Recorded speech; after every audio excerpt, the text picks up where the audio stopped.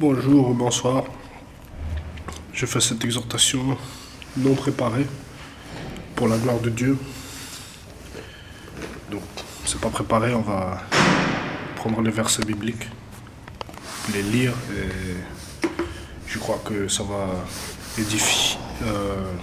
édifier par la grâce de Dieu plusieurs d'entre nous, pardon.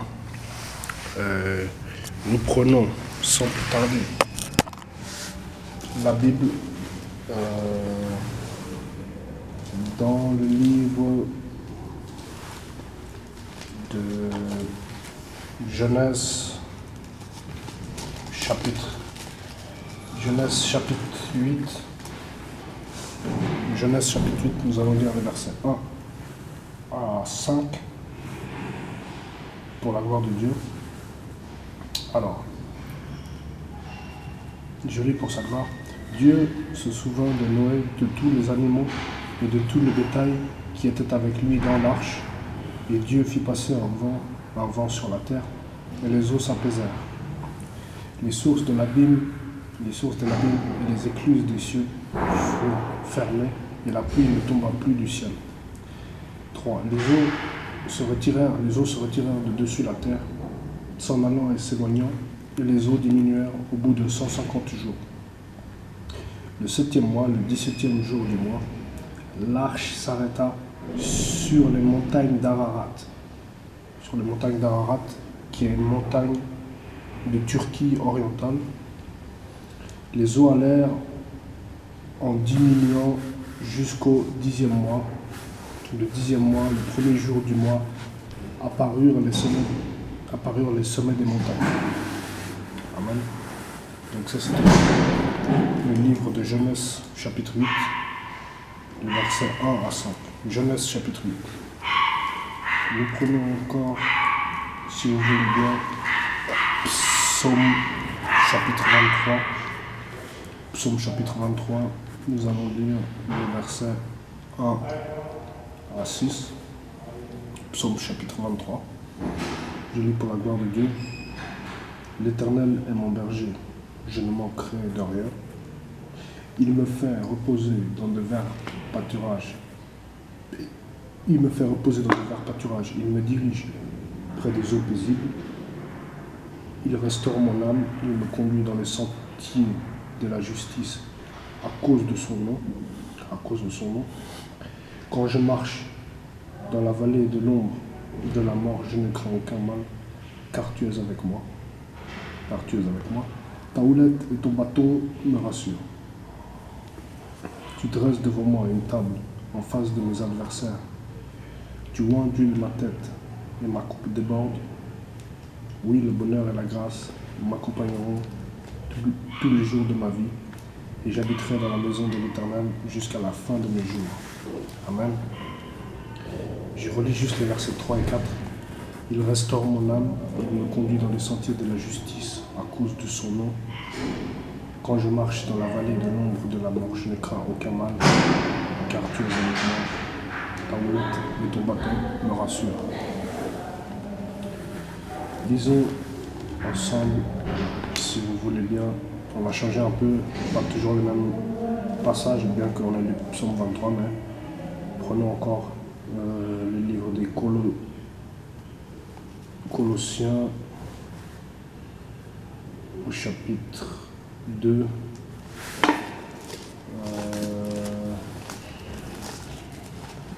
Colossiens qui se trouve dans le Nouveau Testament au chapitre 2. Ce que Dieu veut, c'est que je me sanctifie. Ce que Dieu veut, c'est notre sanctification.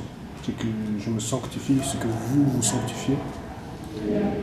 Colossiens chapitre 2, nous allons lire les versets 9 et 10. Colossiens chapitre 2, versets 9 et 10. Je lis pour la gloire de Dieu. Car en lui habite corporellement, donc en Christ, toute la plénitude de la divinité. Vous avez tout pleinement en lui, qui est le chef de toute domination et de toute autorité. Je relis le verset 10. Vous avez tout pleinement en lui, qui est le chef de toute domination et de toute autorité. Vous pouvez lire même à partir du verset 8, qui est une mise en garde de l'apôtre vis-à-vis des fausses doctrines et de l'égarement où peuvent nous entraîner certaines personnes, certains faux croyants.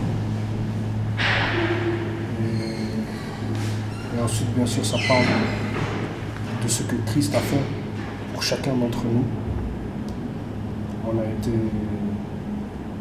rachetés par une gloire suprême, qui est la gloire de Dieu, au travers du sacrifice de Jésus-Christ. Et c'est ça que nous dit le verset 10. Amen. Colossiens, ça c'était Colossiens, le livre de Colossiens au chapitre 2. Voilà. Prenons à nouveau le psaume 23, parce que c'est le socle. Un psaume très connu. Des promesses sont écrites, des promesses de Dieu très clairement. Et je relis le psaume 23 pour la gloire de Dieu. L'Éternel est mon berger, je ne manquerai de rien. Il me fait reposer dans des verts pâturages. Il me dirige près des eaux paisibles. Il restaure mon âme. Il me conduit dans les sentiers de la justice à cause de son nom. Quand je marche dans la vallée de l'ombre de la mort, je ne crains aucun mal, car tu es avec moi. Ta houlette et ton bâton me rassurent. Tu dresses devant moi une table en face de mes adversaires. Tu huiles ma tête et ma coupe déborde. Oui, le bonheur et la grâce m'accompagneront tous les jours de ma vie, et j'habiterai dans la maison de l'Éternel jusqu'à la fin de mes jours. Donc ça, c'est les promesses si nous restons accrochés à l'Éternel. Je relis encore une fois les versets 3 et 4 pour la gloire de Dieu. Il restaure mon âme, il me conduit dans les sentiers de la justice à cause de son nom.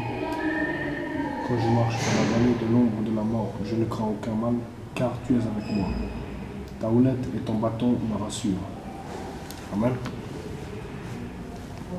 Prenons à présent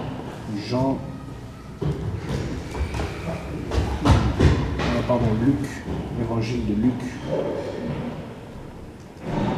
au chapitre 2. Luc chapitre 2,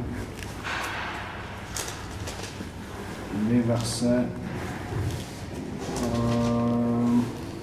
que Dieu nous sanctifie pleinement pour sa gloire. Luc chapitre 2, les versets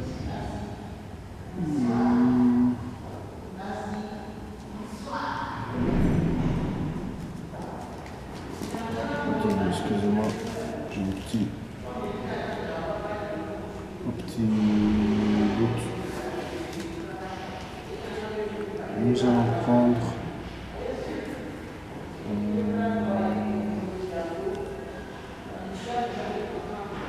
l'évangile de Luc, le chapitre 2. Nous lisons les versets 9 à 11. Luc chapitre 2, versets 9 à 11. Vous pouvez lire tout le paragraphe si vous voulez.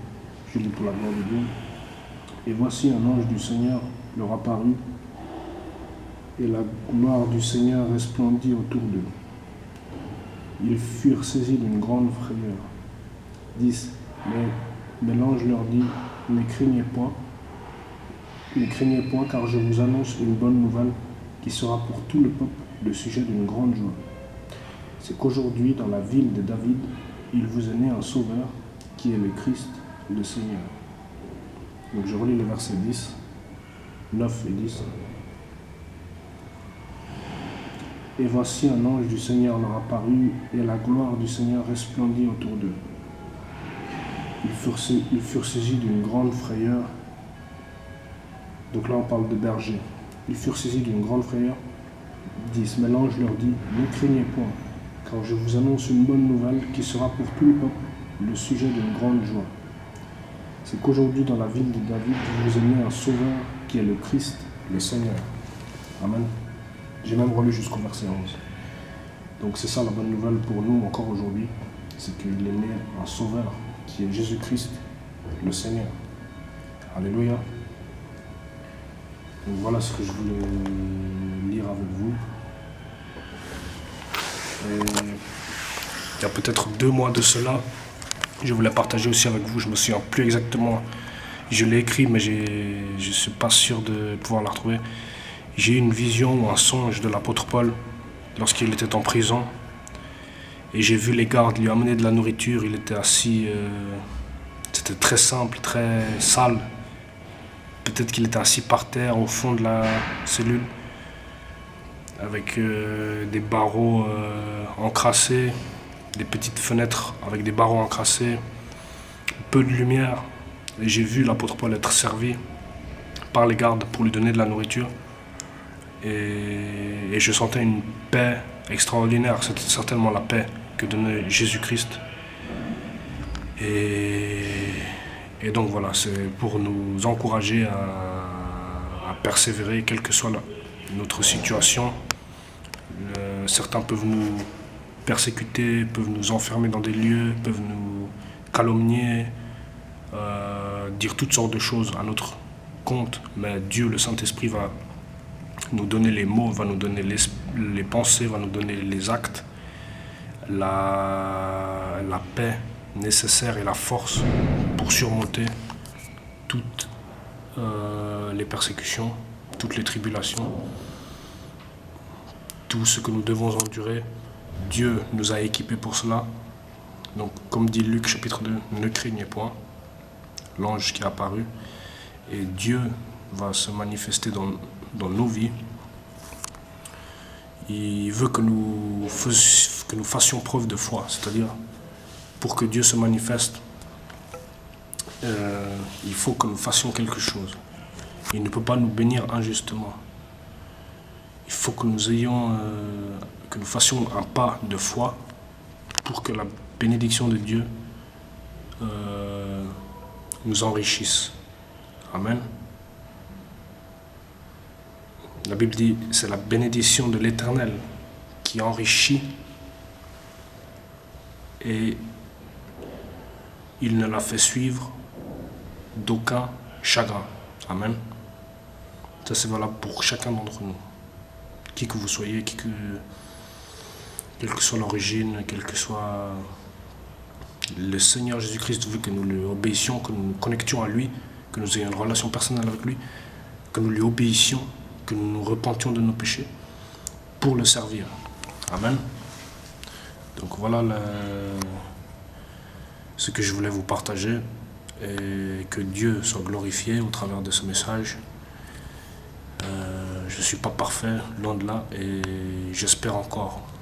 Il y a certains péchés qui subsistent dans ma vie que je dois encore surmonter. Dieu les connaît, j'ai encore des problèmes avec la cigarette. Et je prie Dieu qu'il puisse m'aider à surmonter ces choses-là, pour que je puisse enfin être sans tache ni ride, sanctifié, purifié, et que je puisse apporter un message encore plus pur et plus, entre guillemets, encore plus à la gloire de notre Seigneur Jésus-Christ. Voilà. Que Dieu soit béni. Et à la prochaine, j'espère que ça a été utile. Ciao.